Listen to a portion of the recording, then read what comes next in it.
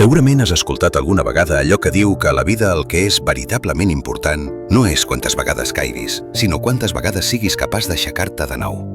Però també podríem dir que el veritablement important no és defensar l'escut de l'Europa, és com el defensis.